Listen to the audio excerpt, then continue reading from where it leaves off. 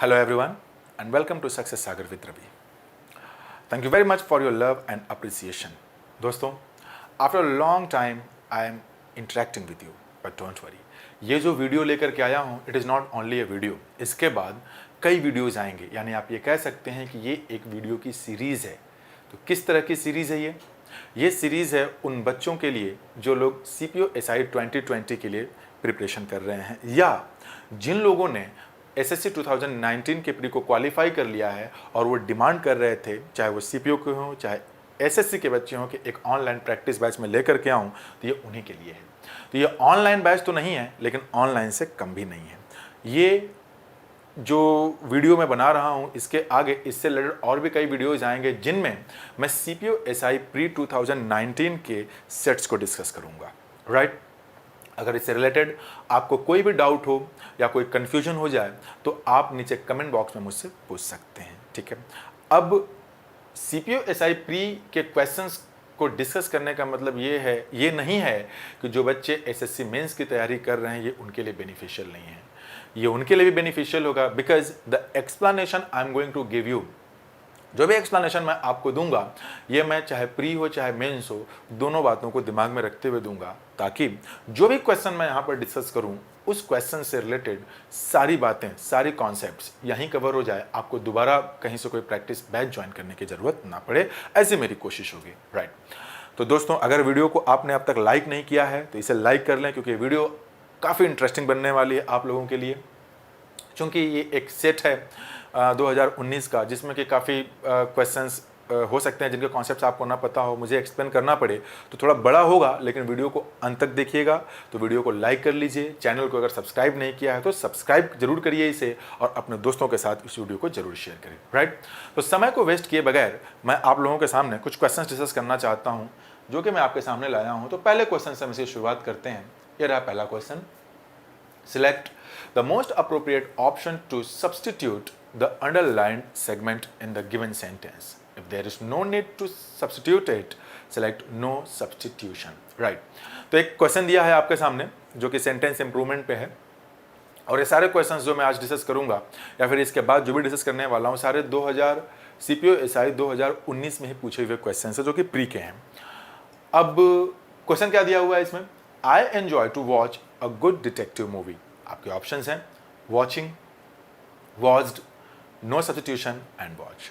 तो इसके एक्सप्लेनेशन करने से पहले आप लोगों को मैं कुछ बातें बता दूं जरा, जो जेरंड और इन्फिनिटिव से रिलेटेड है, ठीक है। जेरंड और इन्फिनिटिव से रिलेटेड है, ठीक है। तो थोड़े समय के लिए मैं एक काम करता हूं, स्क्रीन से क्वेश्चन को हटा देता हूं ताकि मुझे पूरी जगह मिल सके आपको समझाने के लिए, राइट। जेरंड और इन्फिनिटिव के कॉन्सेप्ट को समझा दूं, फिर इसके बाद हम क्वेश्चन पे घूम कर आएंगे। जेरंड क्या है? वर्ब की ING फॉर्म। इन्फिनिटिव क्या है? To followed by the base form of the verb. ये हमारे जेरंड और इन्फिनिटिव के कॉन्सेप्ट हैं। आपके मन में एक डाउट आएगा कि मैं ये क्यों डिस्कस कर रहा हूं, because the question number 1 is based on these two concepts, right. देखें, जब भी हम जेरंड और इन्फिनिटिव की यूज की बात करते हैं सेंटेंस में, तो इनके कई फंक्शंस होते हैं, लेकिन उनमें से कुछ फंक्शंस मैं आपके साथ डिस्कस करने जा रहा हूं जो कि इस क्वेश्चन से रिलेटेड है। हम मान लेते हैं कि हमारे पास एक कोई मेन वर्ब है, ठीक है। मेन वर्ब जान ही रहे हैं आप, जो कि सेंटेंस में टेंस को बताए, राइट। अब हमने इसकी बात की मेन वर्ब की, जनरली जो टेंस को बताया मेन वर्ब। अब हमें इसके बाद हमें चूज करना है, क्या चूज करना है कि हम मेन वर्ब के बाद से इन्फिनिटिव लगाएं या इस मेन वर्ब के बाद जेरंड लगाएं। ये कैसे पता चलेगा कि मेन वर्ब के बाद हमें जेरंड लगाना है कि मेन वर्ब के बाद हमें इन्फिनिटिव लगाना है? देखिए, बहुत सीधी सी बात है। जेरंड हम तब यूज करते हैं जब हम बात करते हैं किसी ऐसे एक्टिविटी के जो मेन वर्ब के साथ हो। It means with the main verb, with the main verb. आप में से कई लोगों ने एक बहुत बहादुरी का काम किया होगा, and what is the work? Work ये है कि आपने उन वर्ब्स को याद कर लिया होगा, जैसे एंजॉय है, लुक फॉरवर्ड टू है, addicted to, habituated to, be used to, ऐसे ही माइंड है, मिस है, कंसीडर है। इन वर्ब्स को आपने याद कर लिया होगा कि इनके बाद वर्ब के आईएनजी फॉर्म यूज़ करते हैं। कुछ वर्ब्स और भी आपने वर्ब्स याद कर लिए होंगे, जैसे want, wish, easy, heart, verbs and words. वो एडजेक्टिव्स भी हो सकते हैं या कोई फ्रेज हो सकता है जिनके बाद कि हम इन्फिनेटिव का यूज़ करते हैं। दैट इज़ ओके, वो गलत नहीं है, याद कर लिया, बहुत अच्छी बात है। लेकिन मुद्दा ये उठता है कि आपने जो वर्ब्स याद किए, अगर उन वर्ब्स के अलावा या उन वर्ड्स के अलावा कोई दूसरा वर्ड या वर्ब आपके पेपर में आए और उसके बाद पूछना हो कि इन्फिनेटिव लगाना है कि जेरंड लगाना है, तो आप कैसे पहचानेंगे? That is what I am explaining over here. मैं इसी बात को एक्सप्लेन करने की कोशिश कर रहा हूं ताकि आप ज़्यादा कॉन्फिडेंट हो सकें। अब चाहे बच्चा प्री का हो चाहे मेंस का हो, ये कॉन्सेप्ट हर एक जगह काम करेगा। तो मेन वर्ब का मतलब ये है कि यहाँ पे जो मेन वर्ब है, सॉरी, ये जेरंड का मतलब ये है कि ये एक्शन अगर मेन वर्ब के साथ साथ हो रहा है तब तो आप जेरंड यूज करिए। बट व्हाट इफ किसी ऐसे एक्शन की हम बात करें जो कि मेन वर्ब के बाद हो, it means the futuristic event after the main verb. अगर कोई एक्शन है और वो मेन वर्ब के बाद हो रहा है तब तो उसके बाद हमें इन्फिनेटिव ही लगाना पड़ेगा। ये बात आपको थोड़ी कम समझ में आई होगी। आइए इस बात को मैं आपको एग्जांपल से समझाता हूं। मान लीजिए मैंने एक एग्जांपल लिखा, आई वॉन्ट अ पेन। एक एग्जांपल ये है। एक दूसरा एग्जांपल मैं आपके सामने लिखता हूं, आई एंजॉय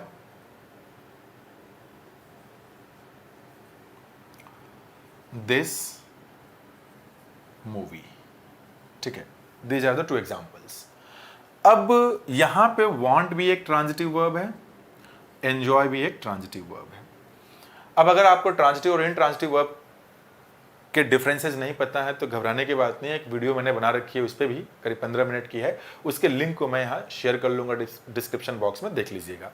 अगर ये ट्रांजिटिव वर्ब है, इट मीन्स हमें एक ऑब्जेक्ट चाहिए। ये ऑब्जेक्ट तो हमें यहाँ मिल गया, तो ये तो नाउन है। जरा सोचिए कि हम यहाँ पे नाउन न लगा करके किसी वर्ब को लगाएं, तो ये जो जेरंड और इन्फिनेटिव्स होते हैं ये भी किसी सेंटेंस में जनरली नाउन का काम करते हैं। ये एडवर्ब्स भी हो सकते हैं, बहुत कुछ हो सकते हैं सेंटेंस में। तो ऐसा मत मान लीजिएगा कि मैंने नाउन बोला तो ये सिर्फ नाउन ही है। इस एग्जाम्पल में मैं इन्हें नाउन की तरह यूज करने वाला हूं। क्यों? क्योंकि हमारे क्वेश्चन में इन्हें नाउन की तरह से ही यूज किया गया है। तो अगर मुझे यहाँ पे कोई वर्ब लगाना हो, मान लीजिए कि वो वर्ब है टीच। कोई भी वर्ब ले लीजिए आप, जरूरी नहीं है कि आप टीचर लें, अपने चॉइस से जो भी वर्ब लें उस सब पे यही कॉन्सेप्ट लागू होगा। तो अब इस सेंटेंस में ये जो आपने यूज किया है वांट, ये मेन वर्ब है, ये सब्जेक्ट है। ठीक है, ये सब्जेक्ट हो गया और वो मेन वर्ब हो गया। अब उस टीच को हमें इस अ पेन और दिस मूवी की जगह लगाना है, तो हम कैसे लगाएंगे? तो अब वो जो टीच वर्ब है वो अगर आप यहां यूज करेंगे तो उसको वांट और एंजॉय वर्ब का ऑब्जेक्ट बनना पड़ेगा। एंड ऑब्जेक्ट बनाने के लिए या तो आपको इन्फिनेटिव बनाना पड़ेगा या फिर आपको इसे जेरंड बनाना पड़ेगा। Now the question is that how will we come to know which form of the verb should be used, infinitive form और gerund form। इनमें से कौन सा फॉर्म यूज करना है, जानना ये है। Now let us understand। तो as I told you earlier कि जब आपको फ्यूचरिस्टिक इवेंट की बात करनी हो तो फ्यूचरिस्टिक इवेंट के लिए आप क्या यूज करेंगे? Infinitive. And if you are talking about futuristic event तो इन्फिनेटिव है। तो अब आप बताएं, पहले आप चाहते हैं, आई वॉन्ट, मैं चाहता हूं। मैं क्या चाहता हूं? जो चाहते हैं वो तो कर नहीं रहे, उसे तो बाद में करेंगे ना। यानी कि जो भी एक्शन इस वांट के बाद आएगा वो एक्शन एक फ्यूचरिस्टिक इवेंट होगा। इसलिए यहां पे हमें क्या यूज करना पड़ेगा? To teach. इन्फिनेटिव फॉर्म हमें यूज करना पड़ेगा। लेकिन एंजॉय क्या करते हैं आप? एंजॉय जो फ्यूचरिस्टिक इवेंट है आप उसे करते हैं या फिर साथ साथ करते हैं? जैसे मान लीजिए कि आप इस लेक्चर को देख रहे हैं और अगर आप इस लेक्चर को एंजॉय कर रहे हैं, आप मेरी टीचिंग स्टाइल को एंजॉय कर रहे हैं, तो ये क्या है? आप जो भी एंजॉय कर रहे हैं, जो एंजॉय करने का काम क्या चल रहा है, जो चीज़ चल रही है उसी को एंजॉय कर रहे हैं। यानी कि यहाँ पे जो भी बात आप लिखने वाले हैं वो मेन वर्ब के साथ होने वाली एक्टिविटी है। और अगर ये एक्टिविटी मेन वर्ब के साथ होने वाली है तो वन थिंग इज क्लियर, और वो क्या है? We are going to use gerund. Gerund means teaching, it means the ING form of the given verb. तो ये we are talking about the ING form of the given verb. यानी ये एक पहचान का तरीका है। बहुत सारी किताबें हैं, बहुत सारे उसमें रूल्स हैं, आप उन्हें वहाँ से याद कर लीजिए। मैं यहाँ पे कॉन्सेप्ट डिस्कस कर ले रहा हूँ, वो गलत नहीं है।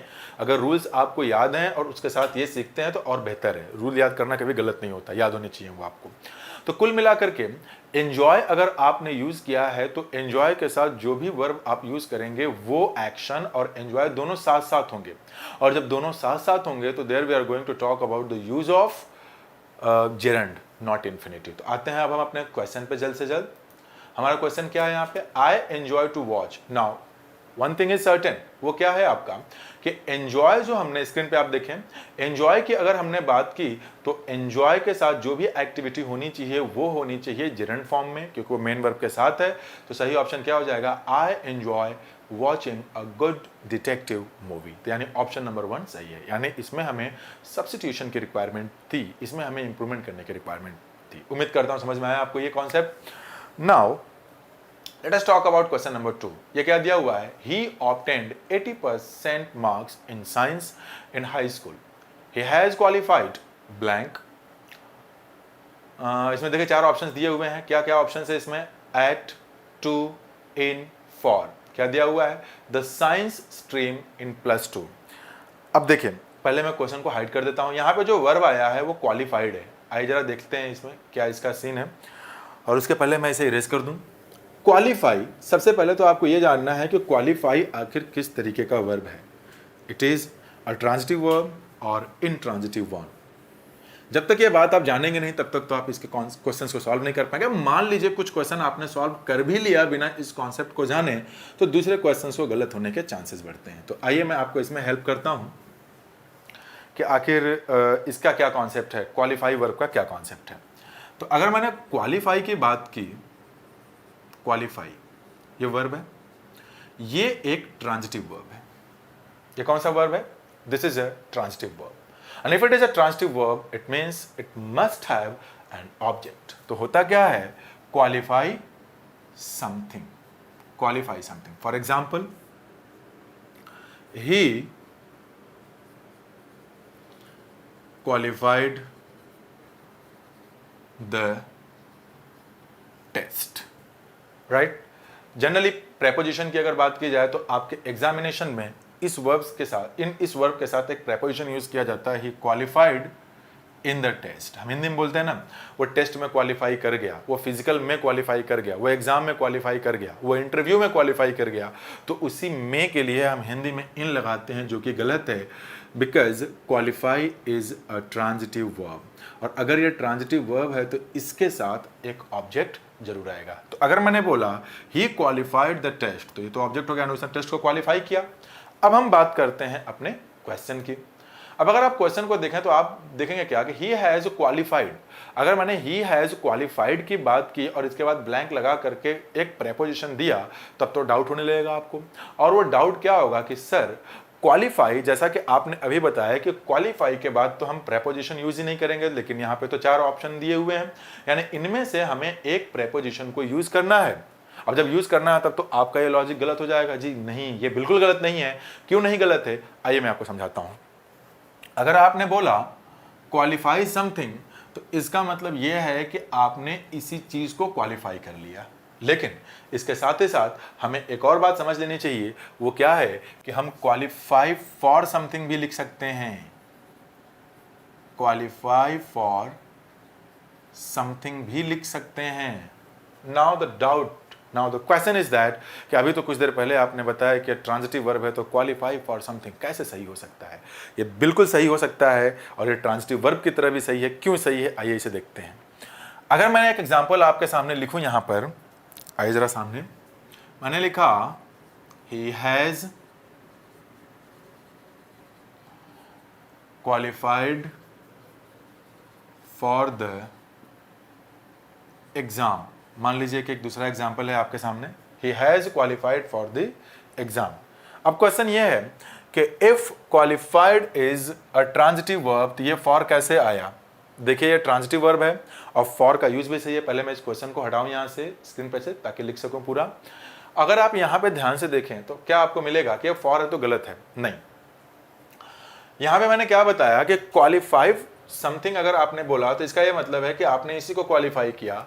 लेकिन अगर आपने क्वालिफाई फॉर समथिंग बोला तो ये एक अंडरस्टूड मीनिंग देता है कि आपने किसी और चीज को क्वालिफाई किया है ताकि आप इसमें अपीयर हो सके। जैसे एसएससी की अगर मैं बात करूं तो एसएससी क्या है, प्री है, और एसएससी क्या है, मेंस है, राइट। सीपीओ की भी बात किया जाए तो प्री और मेंस है उसमें। तो अगर मैंने बोला कि he has qualified the pre examination, यानी उसने इसको क्वालिफाई किया, but if I say he has qualified for the mains examination, it means he has already qualified SSC pre examination.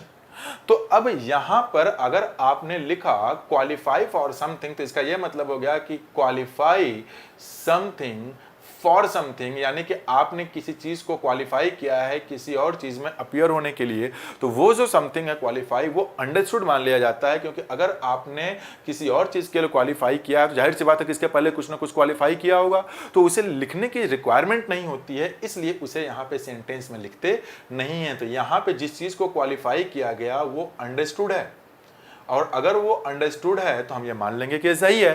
तो क्वालिफाई फॉर समथिंग, यानी क्वालिफाई, या तो आप लिखिए क्वालिफाई समथिंग या फिर आप लिखिए क्वालिफाई फॉर समथिंग, और उसमें क्वालिफाई किस चीज में क्वालिफाई हुआ है वो अंडरस्टूड मानने की वजह से उसको लिखा नहीं जाता। तो अब हम आते हैं अपने क्वेश्चन पे।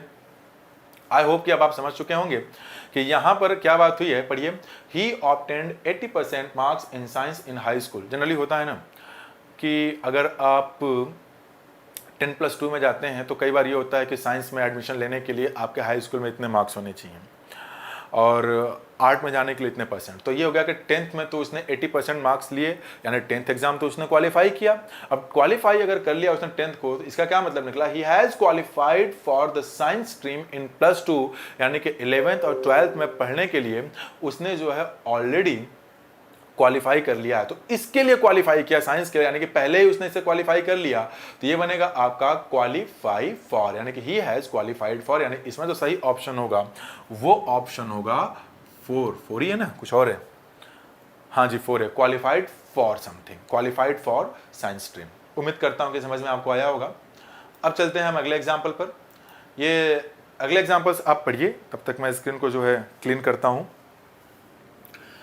याद रखिएगा, there is no shortcuts to success.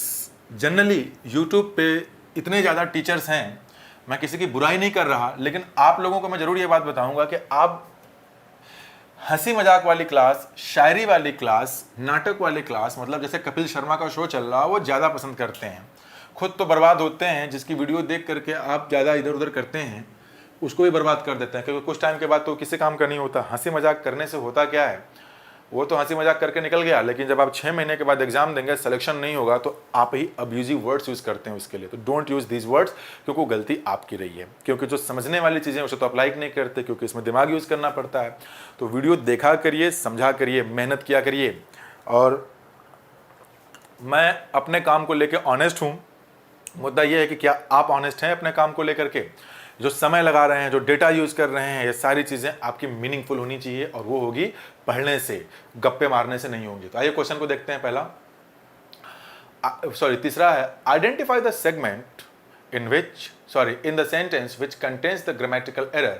If there is no error, select no error. यानी कि एरर डिटेक्शन पे बेस्ड क्वेश्चन है।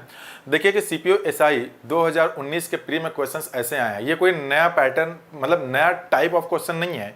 क्वेश्चन ये एरर डिटेक्शन का, ये वजह इसको इस तरीके से ऑप्शंस में लिख दिया। पढ़ते हैं इसे। इन अबाउट 2 वीक्स, लगभग 2 हफ्तों में, no error, our holidays will start. तो फ्यूचरिस्टिक इवेंट है, आने वाले 2 हफ्तों की बात हो रही है, और अगर आने वाले 2 हफ्तों की बात हो रही है तो फ्यूचरिस्टिक इवेंट होता है। In about 2 weeks our holidays will start. Sentence में कोई एरर नहीं है, इसलिए इस पर कोई डिस्कशन नहीं, नो एरर करिए, यानी option number 2 is the correct option. और let us talk about question number 4। अच्छा, आप ये मत सोचिएगा कि मैं उधर कहाँ देख रहा हूँ। एक्चुअली जो टीवी की स्क्रीन जिस पर क्वेश्चन आ रहा है वो उधर ही है, कैमरे के सामने नहीं है, इसलिए मैं उसे रीड कर रहा हूँ। ये बना क्या, select the most appropriate option to substitute the underlined segment in the given sentence. यानी कि अभी आपका सेंटेंस इंप्रूवमेंट पे बेस्ड है। पहले ये सेंटेंस इंप्रूवमेंट के नाम से आते थे, ये सब्स्टिट्यूशन वर्ड आया है, तो कोई घबराने की बात नहीं है। देखिए इसमें क्या दिया हुआ है, the authorities are looked on the matter. अब देखिए जो ऑन द मैटर है वो लिखा हुआ है थोड़ा बोल्ड में, और उसी को यानी कि हमें इंप्रूव करना है। उसके साथ आपको 4 ऑप्शन दिए गए हैं, नो सब्स्टिट्यूशन, दूसरा है are looked into the matter, तीसरा है are looking into the matter, fourth one is are looking on the matter.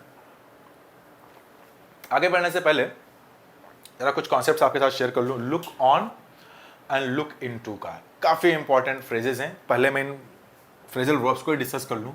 देखिए, सबसे पहले तो मैं आपको एक बात बता दूं कि लुक एक जो होता है स्टेटिव वर्ब होता है और इसका मतलब होता है टू अपीयर। ठीक है, to appear, and it is an intransitive verb. Intransitive verb है। आप ये बोलते हैं ना, यू लुक हैंडसम, तो या तो वैसा दिखता है या तो वैसा नहीं दिखता, तो हैंडसम एक ट्रांजिटिव, लेकिन इंट्रांजिटिव वर्ब।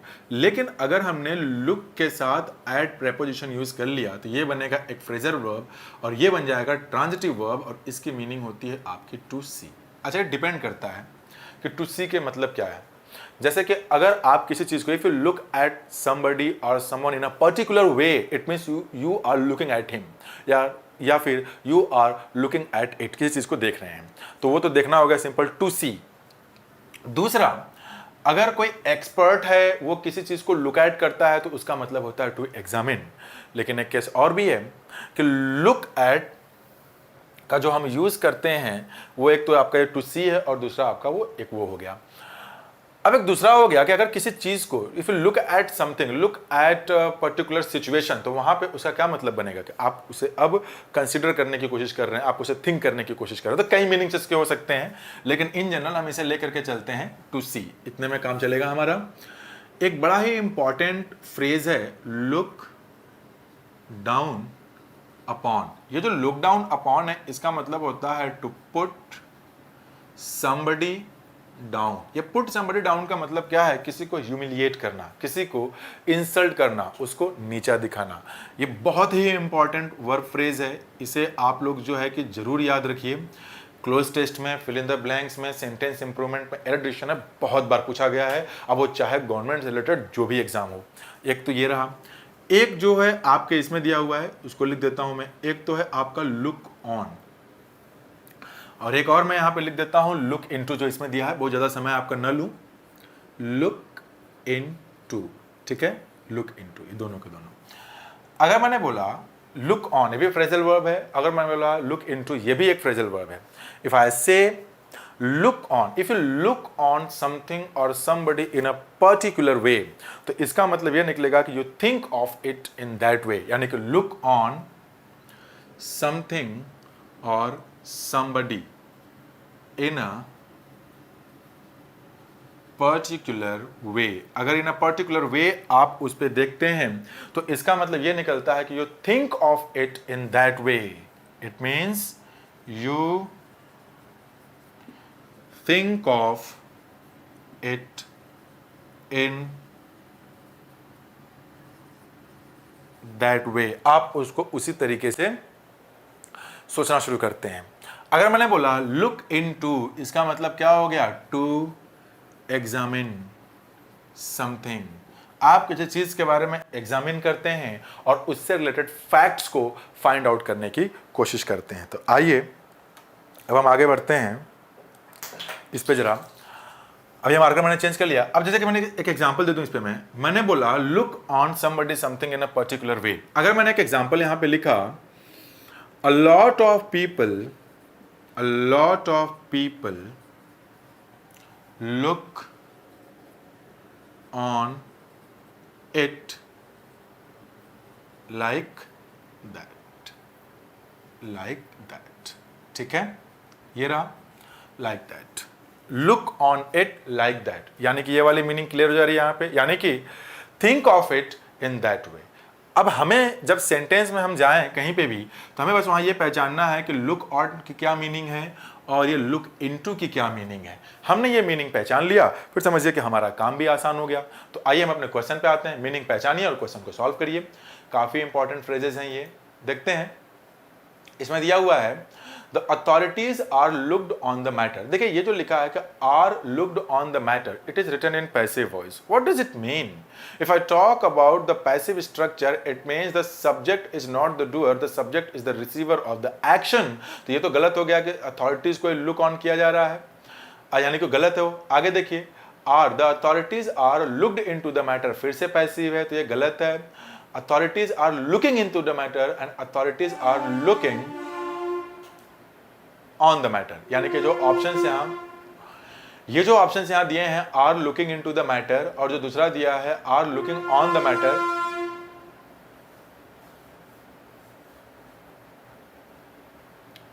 इन ऑप्शंस को पहचानिए आप, are looking into the matter and are looking on the matter. The on matter का मतलब क्या हो गया?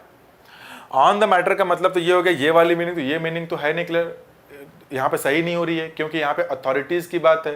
And if we are talking about authorities, it means we are talking about examining something. And if we are talking about examining something, it means we are going to use the phrasal verb look into. तो look into should be the correct option over here. यानी कि जो question number 4 है, यहाँ पे क्या होना चाहिए? are looking into the matter. तो यानी कि क्वेश्चन नंबर 4 भी सही हो गया। चलिए आगे आते हैं क्वेश्चन नंबर, नेक्स्ट क्वेश्चन पे, क्वेश्चन नंबर 5 एंड 6। आप उसे पढ़िए और कोशिश करिए कि आप उसका आंसर करें, तब तक मैं इसे क्लीन करता हूँ। तो चीज़ों को ध्यान से देखिए, ध्यान से समझिए। इसे मैं इतना एक्सप्लानेटरी इसलिए बना रहा हूँ कि जिन्हें प्रैक्टिस करनी है वो प्रैक्टिस कर लें सीपीयू एग्जाम के पहले या मेंस एग्जाम के पहले, और जिन्हें लगता है कि नहीं उनके कॉन्सेप्ट्स भूल गए हैं, एक प्रॉपर रिवीजन चाहिए, तो एक थियरी का बैच लाने से अच्छा है कि इन्हीं में इन चीज़ों को डिस्कस कर लिया जाए। ठीक है, जनरली आप थियरी वाली क्लास काफ़ी लाइक करते हैं, उन्हें अगर प्रैक्टिकली एक्सप्लेन करने की कोशिश की जाती है तो आप बोर होने लगते हैं। डोंट गेट बोर्ड, आपको मेहनत करनी पड़ेगी, because there is no substitute to hard work, that is your part and you have to do it.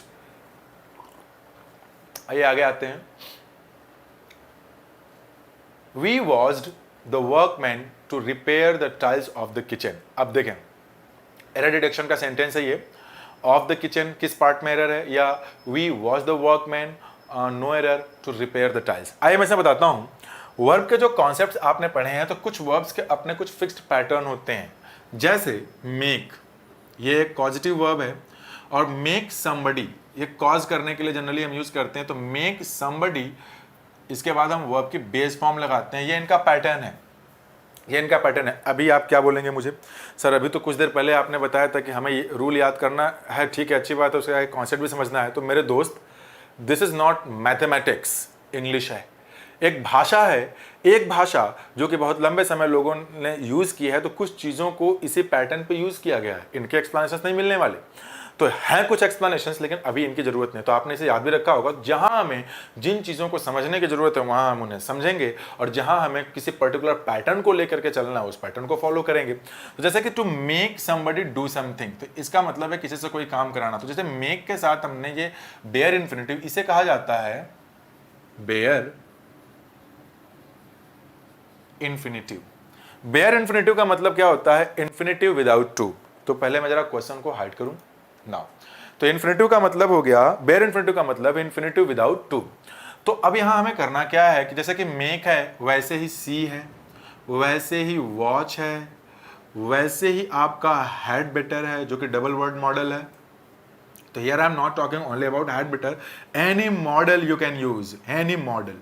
तो इनके साथ हम जो यूज करेंगे वर्ब के फॉर्म, या फिर आप चाहें तो वुड रैदर भी यूज कर लें, वुड रैदर। इनके अच्छे एक्सप्लेनेशन है जो कि मैं अपने वीडियोस में कर देता हूं। फिलहाल इधर इतना ही समझिए आप कि इन्हें जो है, इनके साथ हम क्या यूज करते हैं? Bare infinitive. कई बार हम आईएनजी फॉर्म भी कुछ के साथ यूज कर लेते हैं, जैसे सी के साथ, लेकिन बेयर इन्फिनिटिव लेके चलिए। तो वॉच उसी में से एक है। तो ये जो क्वेश्चन आपके सामने है, क्वेश्चन नंबर 5, तो यहाँ पे जो वॉच देखे दिया है ना, वी वॉच्ड द वर्कमैन, हमने वर्कमैन को देखा कुछ करते हुए। तो जो infinitive is not used with the verb watch, the pattern is not acceptable, the pattern is of bare infinitive. So where is the bare infinitive where we can use it? In part number 4, it means replace to repair the tiles with repair the tiles। यानी कि जो to repair लिखा हुआ है, उस to repair में से इस to रिपेयर में से इस टू को आप रिमूव कर दीजिए and the sentence would be correct. सही सेंटेंस क्या बनेगा? ये ऐसे बनेगा, we watched the workman repair the tiles of the kitchen. To हटा दीजिए, सेंटेंस से हो जाएगा। Let us talk about question number 6। यहां पे क्या दिया हुआ है?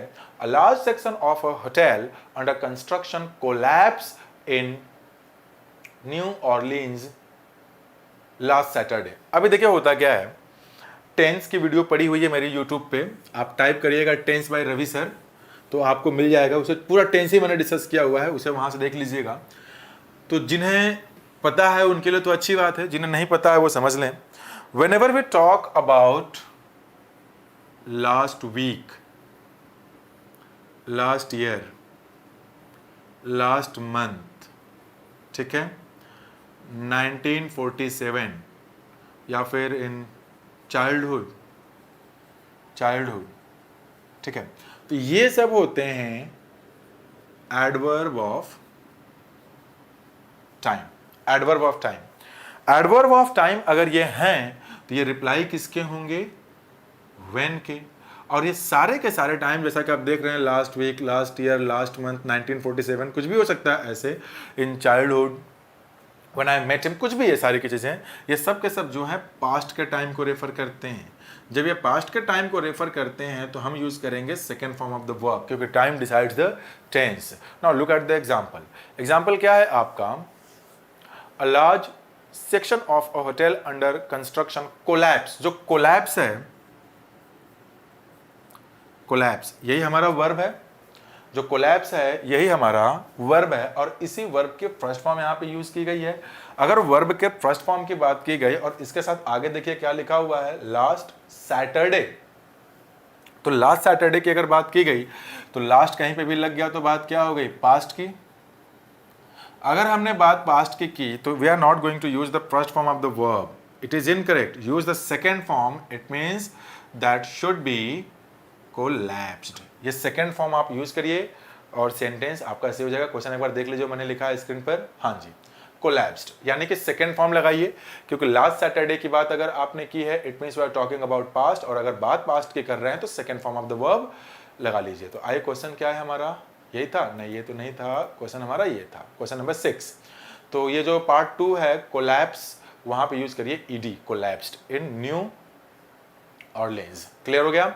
चलिए अगले क्वेश्चन पे आते हैं। अगला क्वेश्चन नंबर 7, ये क्या दिया हुआ है, ये भी दिया हुआ है, नो सब्स्टिट्यूशन पे बेस्ड क्वेश्चन है। The tree was uprooted by the storm last evening, isn't it. ये जो इजंट इट लिखा हुआ है वही बोल्ड में लिखा है, आप जरा चूज करिए तो इसका क्या आंसर होगा। ये जो क्वेश्चन है, क्वेश्चन नंबर कौन सा है, which number is this, question number 7। It is based on question tag. Question tag क्या होता है, ये एक छोटा सा क्वेश्चन होता है विच इज आस्क्ड, किससे पूछा जाता है, लिसनर से पूछा जाता है, ताकि उससे एक रेस्पॉन्स पाया जा सके, ठीक है। अब मुद्दा क्या है यहाँ पे कि क्वेश्चन टैग के कॉन्सेप्ट क्या है, तो सिंपल से मैं कुछ कॉन्सेप्ट आपको बता देता हूँ जिसपे काम कर जाएगा। देखिए जो क्वेश्चन टैग हम यूज करते हैं, पहले मैं इसे हाइड करूँ, क्वेश्चन को हटा दूँ यहाँ से ताकि मैं लिख सकूँ प्रॉपर वे में। Whenever we talk about question tag, तो एक चीज तो क्लियर है कि क्वेश्चन टैग का जो सब्जेक्ट होगा that will always be a pronoun. The first thing, here we are talking about statement, एक statement होगा, ठीक है, और इसी स्टेटमेंट के बाद we use the question tag. तो whatsoever the statement is, the subject of the statement would be a pronoun or a noun. But when we talk about question tag, the subject of the question tag will always be a pronoun. First thing. Second thing, जब भी हम question tag की बात करते हैं तो यहाँ पे helping verb के साथ जो not होता है उसका हम use करते हैं contracted form. Contracted form.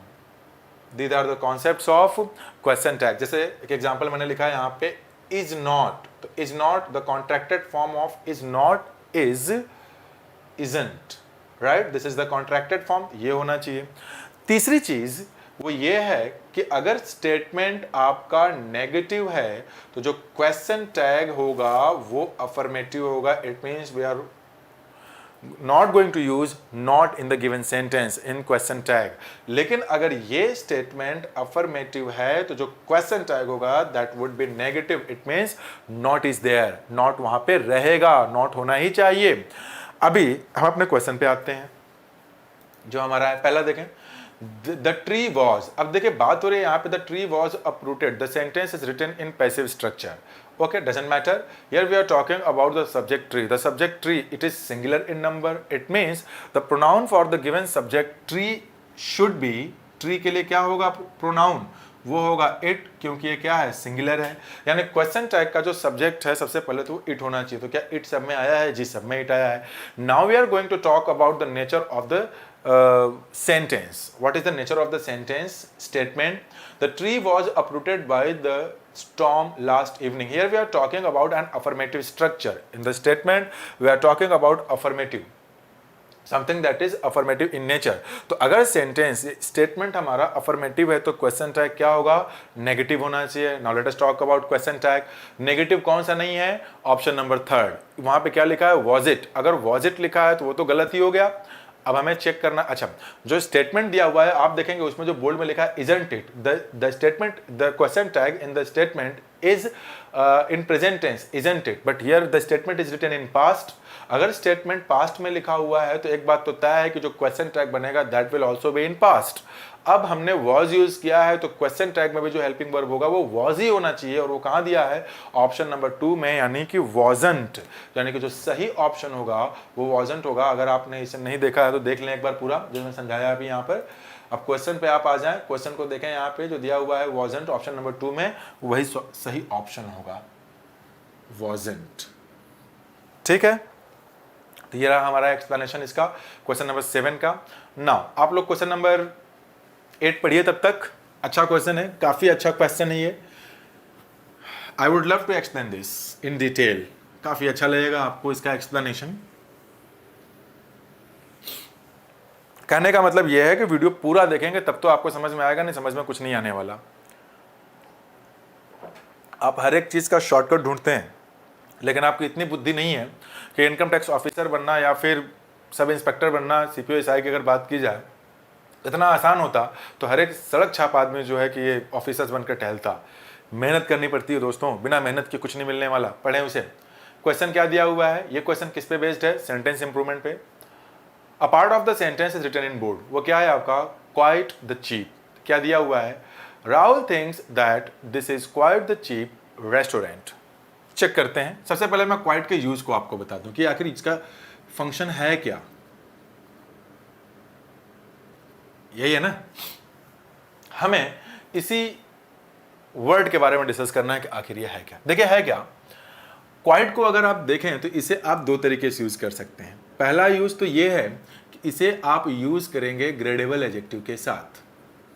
Gradable adjective, gradable adjective समझते हैं आप, ऐसे एडजेक्टिव्स जिनके ग्रेड हो, जैसे गुड हो गया, स्मार्ट हो गया, क्योंकि गुड का बेटर हो सकता है, गुड का बेस्ट हो सकता है, स्मार्ट का स्मार्टर हो सकता है, स्मार्ट का स्मार्टेस्ट हो सकता है, कुछ भी हो सकता है जिनकी डिग्री दी जा सकती है।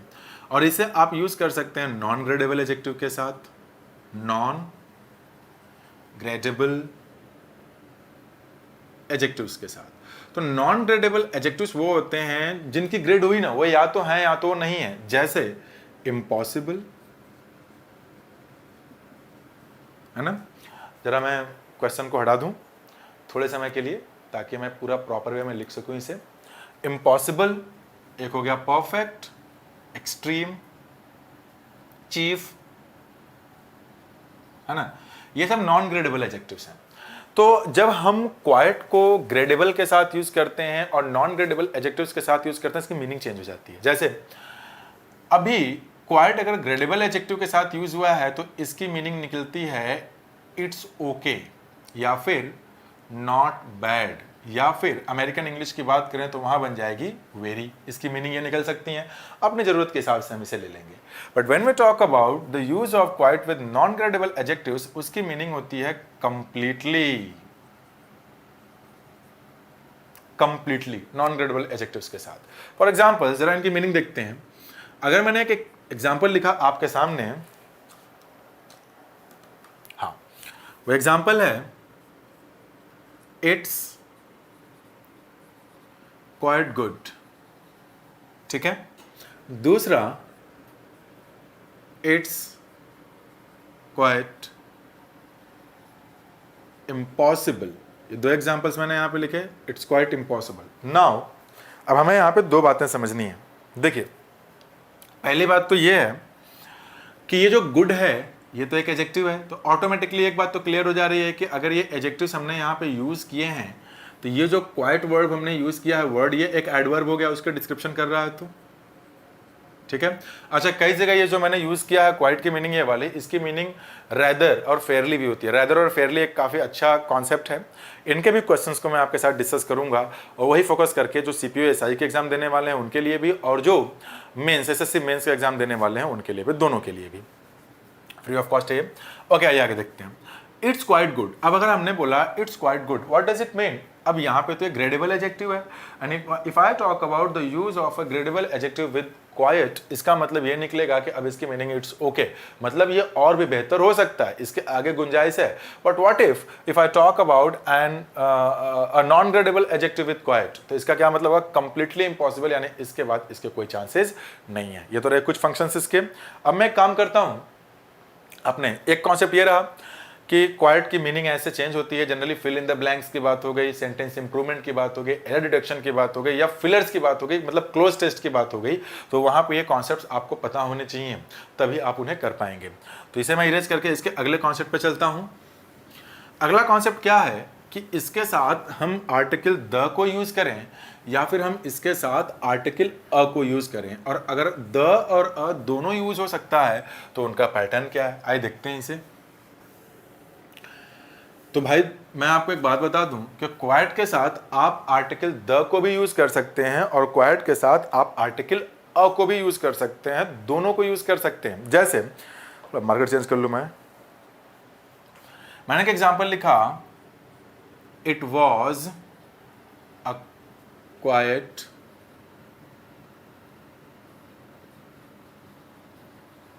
परफेक्ट,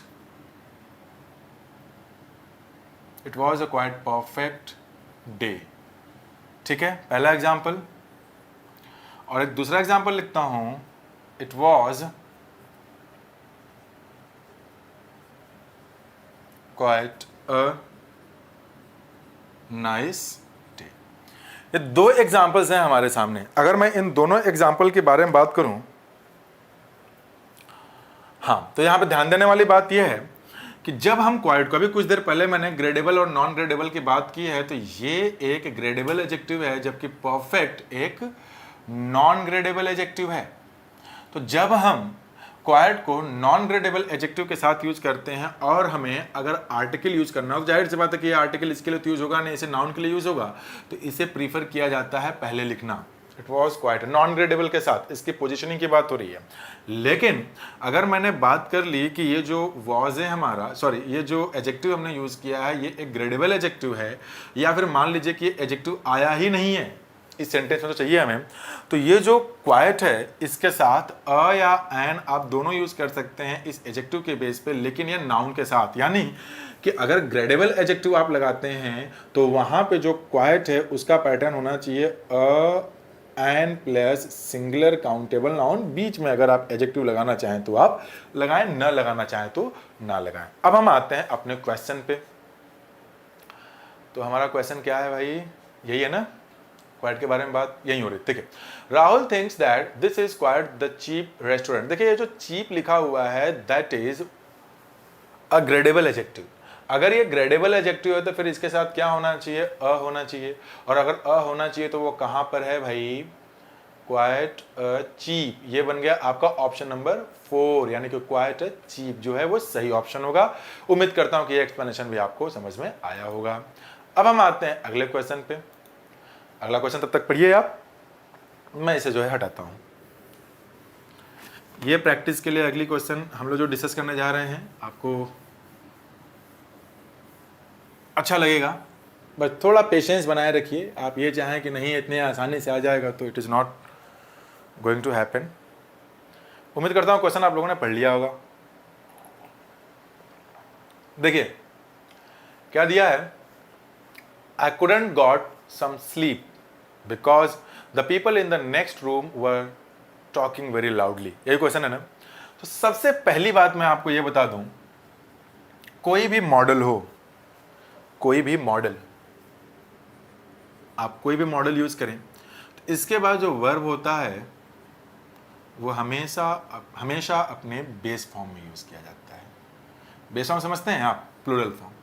कोई भी मॉडल आप यूज करते हैं तो उसके बाद हमेशा वर्ब अपने बेस फॉर्म में यूज की जाती है, चाहे मॉडल कुछ भी हो, कैन हो, दिख रहा है आपको, नहीं छिप गया, यहां ले देते हैं, कैन हो, कुड हो, मे हो। बहुत ही इजी एग्जांपल है इसलिए बहुत डिस्कस नहीं करूंगा इसे मैं। तो इसके साथ वर्ब की बेस फॉर्म ही लगानी है। क्वेश्चन चेक करिए अपना आप, इसमें क्या दिया हुआ है, कुड के साथ गॉट यूज किया गया है जो कि second form of the verb है, तो गॉट की जगह गेट होना चाहिए, तो गेट किस में है, option number 1 and option number 2, यानी बाकी सारे तो गलत ही हैं। अब मुद्दा यह है कुडंट गेट सम स्लीप लिखा जाए या कुडंट गेट एनी स्लिप लिखा जाए। तो एक और जनरल कॉन्सेप्ट है जो कि मैं आपको बता दूं, यानी कि 1 और 2 में से कोई एक उठाना है। अब हमें यह देखना है कि इन दोनों में से आखिर होगा कौन, तो आइए उसे भी देख लेते हैं, कब सम लगाते हैं और कब एनी लगाते हैं। तो एक जनरल कॉन्सेप्ट है कि अफर्मेटिव सेंटेंस की अगर बात की जाए तो वहां हम यूज करते हैं सम, और नेगेटिव और इंट्रोगेटिव सेंटेंसेस की बात की जाए तो वहां पे यूज करते हैं एनी। ऐसा बिल्कुल नहीं है कि सम की बात हम करेंगे तो वो सिर्फ उसका मतलब कुछ होता है और एनी का मतलब कोई होता है, दोनों का मतलब कुछ और कोई दोनों होता है। इनके फंक्शंस, सेंटेंस के नेचर इस बात को डिसाइड करेंगे कि इन्हें किस में यूज करना है, यानी कि दोनों की मीनिंग सेम है, बट एक को यूज करते हैं अफर्मेटिव में, दूसरे को यूज करते हैं नेगेटिव और इंट्रोगेटिव में, लेकिन ये हमेशा नहीं है, ये है जनरल, ये एक जनरल कॉन्सेप्ट है। जैसे मैंने लिखा है एक एग्जांपल आपके सामने, आई नीड सम मनी। अगर मैंने बोला आई नीड सम मनी, अब यहां पे आप देखेंगे कि सेंटेंस तो अफर्मेटिव है, जब अफर्मेटिव है तो यहां पे सम की नीड, सम का जो यूज है वो सही है। लेकिन अगर मैंने इसे नेगेटिव बनाया होता, इस तरीके से कुछ लिखा होता, I don't need some money, अब ये गलत हो जाता। ये गलत इसलिए हो जाता कि नेगेटिव सेंटेंसेस में इन जनरल हम क्या यूज करते हैं, एनी का यूज करते हैं, एनी मनी। तो अगर इस एग्जांपल की बात की जाए जो आपके स्क्रीन पे है, तो couldn't get, here we are talking about a negative sentence, and if we are talking about a negative sentence it means we are going to use any and not some। हम यहाँ पे क्या use करेंगे, any use करेंगे। जैसे question number 9 की अगर हम बात करें तो couldn't get any sleep, option number 2 should be the correct answer. अब बात ये आती है कि आखिर वो कौन से सिचुएशंस हैं जहां पे आपके इंट्रोगेटिव सेंटेंस हो तब भी हम वहां पे जो है, या फिर नेगेटिव सेंटेंस हो तब भी वहां पे हम सम का यूज करेंगे। उसको कभी कुछ दूसरे वीडियो में देखा जाएगा, फिलहाल कुछ आपको मैं बता देता हूं। जैसे आपने किसी से कोई रिक्वेस्ट किया, आपने किसी से परमिशन लिया, या आपने किसी को कुछ ऑफर किया, तो वहां पे आप भले ही सेंटेंस आपका इंट्रोगेटिव है, वहां पर आप एनी नहीं सम का यूज करेंगे। जैसे घर पे मेहमान आते हैं तो आप पूछते हैं ना, would you like to take some water, you don't ask would you like to take any water, some water is there. समझ में आई बात? तो ऐसे कुछ फंक्शंस होंगे, कभी कोई दूसरा क्वेश्चन आया जो इसी पे बेस्ड हो जाए डिटेल में, तो हम उसे डिस्कस कर लेंगे, ठीक है। फिलहाल आते हैं अगले क्वेश्चन पे। अगला दिया हुआ है, this is the girl is going to IIT Delhi. देखिए ये सेंटेंस जो है रिलेटिव प्रोनाउन पे बेस्ड है, हु एंड हुम पे। अभी कुछ दिनों पहले ही, आई होप कि 3 हफ्ते पहले ही मैंने एक वीडियो जो है इस पे अच्छा बनाया हुआ है हु एंड हुम पर, आप उस वीडियो को देखिएगा। इसे मैं जल्द से बता देता हूं। जो इज गोइंग लिखा हुआ है दैट इज अ वर्ब, अगर वर्ब है तो दैट नीड्स अ सब्जेक्ट, और सब्जेक्ट के लिए we must use a subjective case, तो पर्सन के लिए तो वही यूज करते हैं प्रिफरेबली। तो हम जाएंगे इसमें ऑप्शन नंबर 3 को।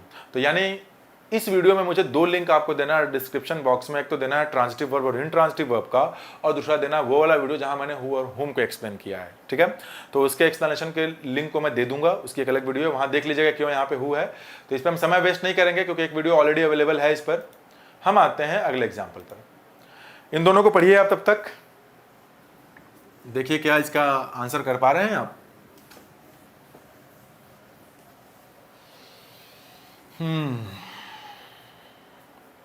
आंसर करिए।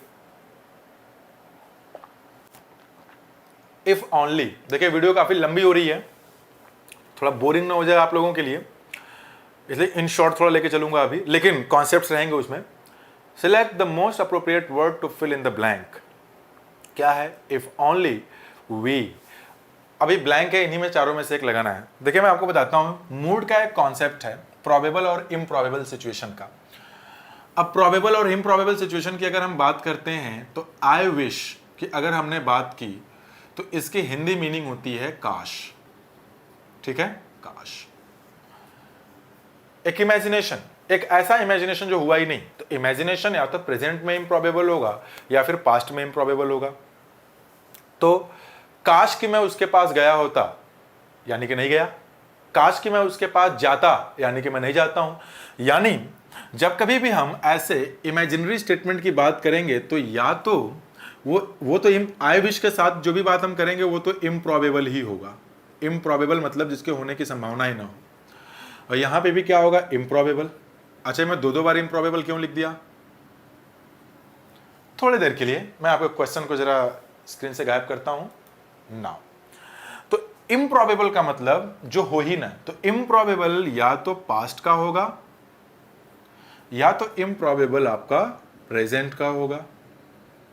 ठीक है, अगर पास्ट का इम्प्रॉबेबल है तो उस इम्प्रॉबेबल स्टेटमेंट को जो भी इसके बाद हम यूज करने वाले हैं वो हैड के साथ वर्ब के थर्ड फॉर्म में यूज किया जाएगा। One more thing, I am not talking about past perfect tense, here I am talking about past improbable situation. To refer to a past improbable situation, we use had followed by the third form of the main verb. But when we talk about the improbable situation in present, it means हम present में एक ऐसे condition की बात करने जा रहे हैं जो कि है ही नहीं, वो गलत है, एक झूठ है, तो there we use the second form of the verb. ये past indefinite और past perfect मत समझिएगा. Here we are not talking about tense. Here we are talking about imaginations, improbable imaginations, and for the imaginations which are improbable in present, we use the second form of the verb, and for the imaginations which are improbable in past, we would had followed by the third form of the main verb. तो ये जो I wish के साथ, जैसे कि I wish I had a car, मैंने अगर ऐसे बोला I wish I had a car, अभी ये जो हैड है second form of the verb है, यानी कि प्रेजेंट का इम्प्रॉबेबल है। Here I want to talk about कि मैं काश कि मेरे पास एक कार होती, यानी कि अभी नहीं है। लेकिन अगर मैंने इसे ऐसे लिख दिया होता आई विश, इसके बाद ही I had a car in childhood, अगर मैंने इस एग्जाम्पल को ऐसे लिखा होता I wish I had a car in childhood, तो इसका मतलब है कि काश के बचपन में रही होती, जो कि नहीं थी। It means we are talking about past improbable situation. So here the first had is the helping verb, this had is there. अब यहाँ पे ये जो है थर्ड फॉर्म है जो कि पोजीशन को शो कर रहा है, और पोजीशन को शो करने के लिए हम हैव की डिफरेंट फॉर्म्स यूज कर सकते हैं। ठीक है, अब हम आते हैं अपने क्वेश्चन पे। अच्छा, उस पे आने से पहले एक बात और बता दूं कि ये जो आपने आई विश यूज किया है, क्वेश्चन लाना बेहतर होगा आप लोगों के लिए। आई होप कि वो यहां की बात हो रही थी, नहीं यहां की बात हो रही थी। ये जो इफ ओनली लिखा है, ये आई विश को आप चाहें तो इफ ओनली भी लिख सकते हैं, आप चाहें तो यहां पर इसी काश के सेंस को देने के लिए आप वुड दैट भी यूज कर सकते हैं। यानी इनके बाद चाहे आई विश हो, इफ ओनली हो या वुड दैट हो, इनके साथ अगर प्रेजेंट इम्प्रॉबेबल है तो second form of the verb आगे वाले क्लॉज में, और अगर ये आपका पास्ट इम्प्रॉबेबल है तो इसके साथ क्या यूज करेंगे, had plus third form of the verb. आपको दिखा नहीं होगा, पास्ट इम्प्रॉबेबल है तो had plus third form of the verb, present improbable है तो second form of the verb. तो आइए क्वेश्चन पे देखते हैं। इफ ओनली था ना, अगर हमने इफ ओनली की बात की वी, तो सेकेंड फॉर्म ऑफ वर्ब चाहिए, क्योंकि बात तो प्रेजेंट की हो रही है। अच्छा, कैसे पता प्रेजेंट की बात हो रही है, क्योंकि आगे वाला स्टेटमेंट है it is depressing to wait in the dark, तो यहां पे क्या होना चाहिए, प्रेजेंट तो होगा नहीं। जब प्रेजेंट नहीं होगा तो 1 2 3 हो ही नहीं सकते। हैव हैड गलत है, आर हैविंग गलत है, हैव भी गलत है। जो सही ऑप्शन होगा वो होगा 4, that is had. If only we had a light, काश के हमारे पास एक लाइट होती। है समझ में बात, यानी कि नहीं है। आगे आते हैं, milk is than any other food. चलिए इसको तब तक आप देखिए और समझिए कि इसमें क्या करना है, इसे भी मैं समझा देता हूं जल्दी से। बहुत ही आसान सा क्वेश्चन है, एडजेक्टिव बेस्ड क्वेश्चन है। देखिए है क्या, मैं यहां पे कुछ लिखता हूं आप लोगों के लिए। अगर मैंने गुड की बात की, ये एक एडजेक्टिव है जो कि पॉजिटिव डिग्री में लिखी हुई एडजेक्टिव है। If I write better, what does it mean, ये एक कंपैरेटिव डिग्री का लिखा हुआ एडजेक्टिव है। And we can also write best, ये सब इसकी डिग्रीज हैं, और ये लिखा हुआ है सुपरलेटिव डिग्री में। ठीक है, ये तीनों के तीनों इसकी जो है डिग्रीज हैं। अब मुद्दा ये है, गुड तो हम तब यूज करते हैं when we talk about quality. हमने क्वालिटी की बात की, किसी एक ही पर्सन की या एक ही चीज की। And what about better comparative degree, यहाँ पे एटलीस्ट 2 लोग तो होंगे ही। And when we talk about 2 people, 2 places, 2 things, तो अब ये जो बेटर है या फिर कोई भी कंपैरेटिव डिग्री है, that will be followed by than. ये देन लगता है कंपैरेटिव डिग्री के साथ, सुपरलेटिव के साथ वी डोंट यूज देन। अब देखिए आगे इसमें क्या आया है, देन यूज हुआ है ना, milk is blank than any other food. अब जब देन लग ही गया यानी कि हमें यूज करना है कंपैरेटिव डिग्री।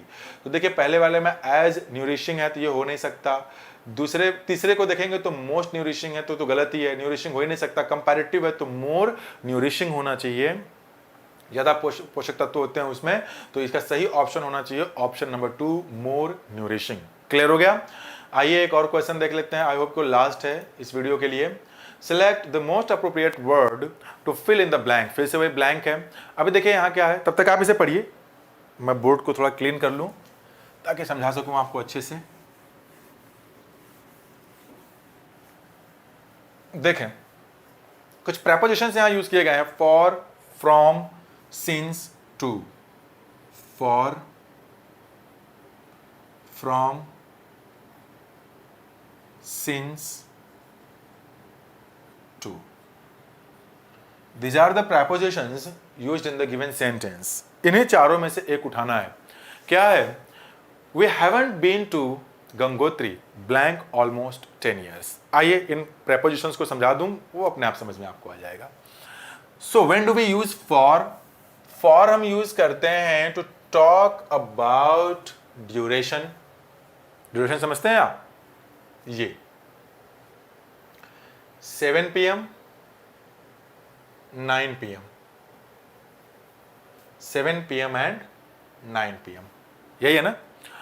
तो ये जो है पॉइंट है, ठीक है, और यहां से ये जो गैप है यहां से यहां का, दिस इज कॉल्ड ड्यूरेशन। देखिए जल्दीबाजी बिल्कुल इसलिए नहीं कर रहा क्योंकि अगर आप ये करें तो अगर सीपीयू एसआई का एग्जाम देने वाले हैं तो वहां पे भी आप लोगों के लिए बेनिफिशियल हो जाए, और अगर मेंस का देने जा रहे हैं तो वहां पे भी क्वेश्चन आए तो आप कर ले जाएं। अब फॉर ड्यूरेशन की बात हो रही है, सिंस क्या बताता है? पॉइंट की बात बताता है, यानी कि सिंस जब हम यूज करेंगे तो ये टाइम के पॉइंट को बताएगा। ये जो फ्रॉम है ये बताएगा सोर्स, और ये क्या बताएगा? टू डेस्टिनेशन, किसी जगह के डेस्टिनेशन को बताएगा। अभी बहुत डिटेल में डिस्कस करेंगे इन पे, फिलहाल आप देखिए इतने में काम चल जाएगा हमारा। अगर मैंने बोला कि we haven't been to Gangotri almost 10 years, तो अगर 10 years आया तब तो पॉइंट है नहीं, जब पॉइंट नहीं है तो सिंस का यूज तो गलत ही हो गया। फ्रॉम क्या है? सोर्स है, तो यहाँ पे जो 10 years ऑलमोस्ट 10 years का जो ड्यूरेशन दे दिया है, तो फिर यहाँ पर तो हम इस सोर्स की तो बात कर ही नहीं रहे, और टू डेस्टिनेशन की तो हम बात कर नहीं रहे। जब सोर्स और डेस्टिनेशन की भी बात यहाँ पे नहीं हो रही है, जब सोर्स और डेस्टिनेशन की बात नहीं, तो बात किसकी हो रही है? ड्यूरेशन की तो बात हो रही है कि लगभग 10 साल, ऑलमोस्ट 10 years जो है, I haven't been to Gangotri, लगभग 10 साल, 10 साल का जो ड्यूरेशन है उसकी बात हो रही है। और ड्यूरेशन की बात हो रही है तो सही ऑप्शन क्या होना चाहिए? यहाँ पे फॉर होना चाहिए। ठीक है, तो दोस्तों उम्मीद करता हूं कि वीडियो आपको पसंद आई होगी। वीडियो को लाइक करिए, शेयर करिए, और अगर चैनल को सब्सक्राइब नहीं किया है तो सब्सक्राइब भी करिए, सो दैट कि मैं जो भी वीडियोज अपलोड करूं वो आप जल्द से जल्द पा सकें। समझ में आई बात? तो चलिए, जो भी आपको डाउट्स हों उनको नीचे कमेंट बॉक्स में लिख दीजिएगा। मैं कोशिश करूंगा कि अगले वीडियो में उनको लाने की कोशिश करूं आप लोगों के लिए, क्वेश्चन से रिलेटेड, या फिर एक सेपरेट वीडियो बना दूं उसके लिए। तो अब आप वीडियोस को देखते रहिए, एक सीरीज चल रही है वीडियोस की, आगे बहुत सारी वीडियोज आएंगे, डेली देखते रहिए आप चैनल को। और भी टीचर्स को लाने की कोशिश हो रही है, लॉकडाउन की वजह से कई सारे टीचर्स अवेलेबल नहीं हो पा रहे हैं, सारे टीचर्स मिलेंगे। आप वीडियो को लाइक करिए, शेयर करिए, एंजॉय करिए, खूब मेहनत करिए। Bye bye.